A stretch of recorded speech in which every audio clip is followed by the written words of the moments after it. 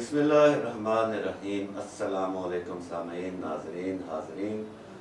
बात करेंगे बलूचिस्तान के ऊपर। हमारा बहुत हसास सूबा और रकबे के अतबार से सबसे बड़ा सूबा, 45% पाकिस्तान का रकबा बलूचिस्तान पर मुश्तमिल है। और मुस्तकबिल में हमारी जो बंदरगाहें हैं, मारूफ और मसरूफ़ बंदरगाहें, जो हमारे कौमी ख़जाने में बहुत बड़ा अपना हिस्सा डालेंगी, वो बलूचिस्तान में वाक़ हैं। मादनी वसाइल से मालामाल सूबा, लेकिन अब तक ये एहसास महरूमी का शिकार रहा और अब तक ये पसमानदगी का शिकार है। 1971 के बाद इसको सूबे का दर्जा दिया गया। 1973 के आइन में, उससे पहले ये कमिश्नरी के तहत चलता था। और वहाँ पे हम जानते हैं कि बलूचिस्तान लिबरेशन आर्मी टाइप चीज़ें जो हैं, आउटलाज जो गैर कानूनी हैं, कलअदम हैं और मुल्क के ख़िलाफ़ काम कर रही हैं, उन्होंने अपने ऑपरेशन तेज़ कर दिए हैं। लिहाजा हमें भी अपना दिमाग तेज़ करने की ज़रूरत है और हम मुल्क के अंदर सियासी क़यादत को एक दूसरे के साथ मिल बैठ कर काम करने की ज़रूरत है। अपने जो सियासी दुश्मनियाँ हैं, सियासी मुखालफतों को जो ज़ाती दुश्मनियों में तब्दील कर दिया गया है, और इस हवाले से एक पार्टी जो है वो बहुत ज़्यादा हाथ से बाहर निकल चुकी है। उसकी वजह से मुल्क में हैजान अंगेज़ी है और अफरा तफरी की कैफियत है। जबकि ये मरहला जो है ये बड़ा अहम है।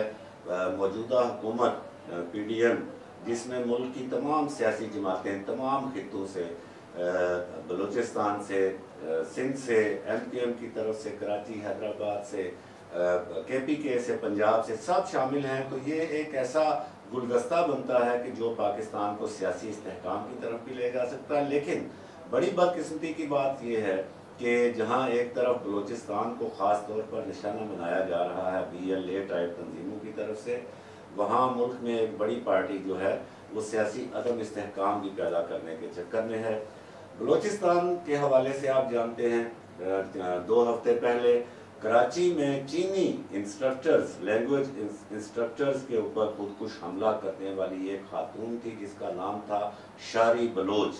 और इस खुदकुश हमले और इसमें शारी बलोच, जो कि तालीम याफ्ता थी, PhD की स्टूडेंट थी, 2 बच्चों की माँ थी, और हाल ही में BBC से इंटरव्यू में उसके शौहर ने कहा कि मुझे पता था कि शारी बलोच ये ऐसा कुछ करने जा रही है, लेकिन हमें ये पता नहीं था कब और कहाँ।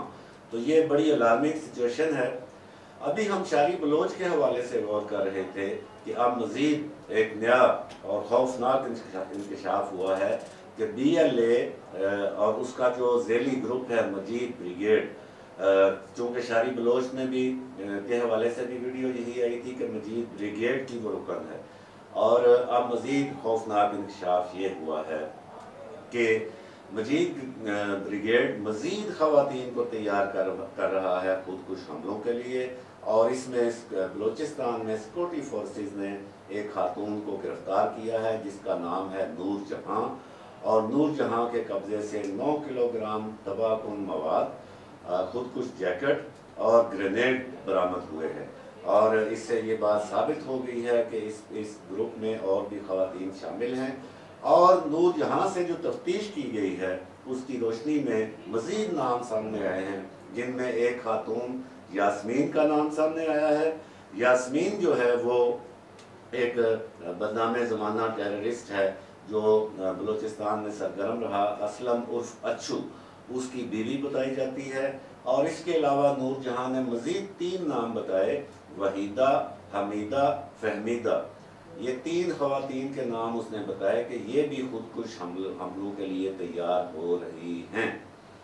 तो ये कैफियत है सामीनों, नाज़रीनों, हाज़रीन और मेरे हमवतनों के अब ख़वातीन जो हैं उनको खुदकुश हमलों के लिए तैयार किया जा रहा है। और आप जानते हैं कि ख़वातीन के ऊपर इतने सिक्योरिटी चेक नहीं होते, ख़ास तौर पर इन इलाकों में, बलूचिस्तान के KPK के इलाकों में। फिर ख़वातीन बुर्का पहनकर अपने आप को छुपा सकती हैं और अब उनको चेक नहीं किया जा सकता कि उन्होंने खुदकुश जैकेट पहनी हुई है या नहीं। ये इस हवाले से कुछ तफसीलात जो हैं वो नई जो अपॉइंट हुई हैं मीडिया एडवाइज़र बलूचिस्तान हुकूमत की, मोहतरमा फ़रा अज़ीम शाह, जो कि बहुत पुरानी कालम निगार भी हैं, हमारे अखबारात में, अज़कार में भी और इससे पहले भी یہ ہمارے پاس کالم بھی لکھتی رہی ہیں اور ہماری بہت اچھی دوست بھی ہیں. ہم ان کے لیے دعا گو ہیں کہ وہ یہ فریضہ بخوبی سر انجام دے سکیں.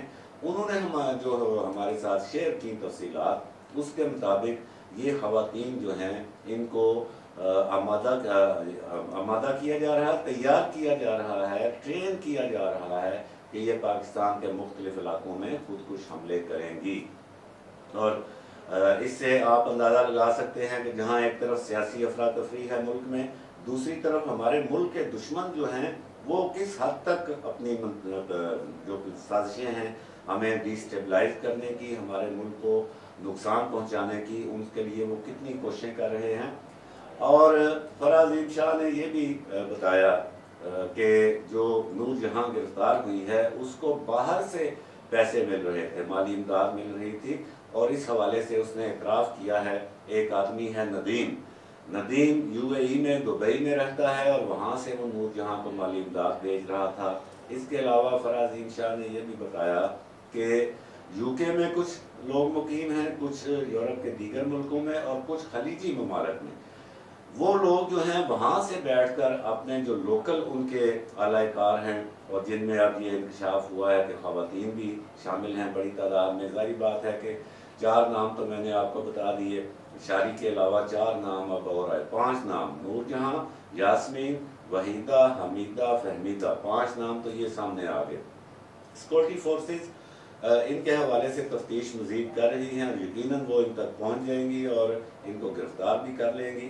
لیکن سوال یہ ہے کہ جہاں ایک طرف ہمارے ہاں اتنی بڑی بڑی سازشیں ہو رہی ہیں، باہر سے بیٹھے لوگ مقامی ایجنٹوں کے ذریعے اب خواتین تک کو خودکش حملہ آور بنا رہے ہیں، اس صورتحال میں ہماری سیاسی قیادت جو ہے وہ کیا اپنا فریضہ انجام دے رہی ہے؟ یہ بہت بڑا سوال ہے، خاص طور پر عمران خان صاحب کے اوپر، کہ وہ کم از کم اس نازک مرحلے پر، جبکہ ملک جو ہے وہ بڑے سنگین بحرانوں کا شکار ہے، وہ قومی اسمبلی میں جا کے بیٹھیں، اپوزیشن کریں اور مین سٹریم میں آئیں. وہ صرف وہ کہتے ہیں جی ہمیں، میں اقتدار میں نہیں ہوں تو پاکستان پر ایٹم بم گرا دو.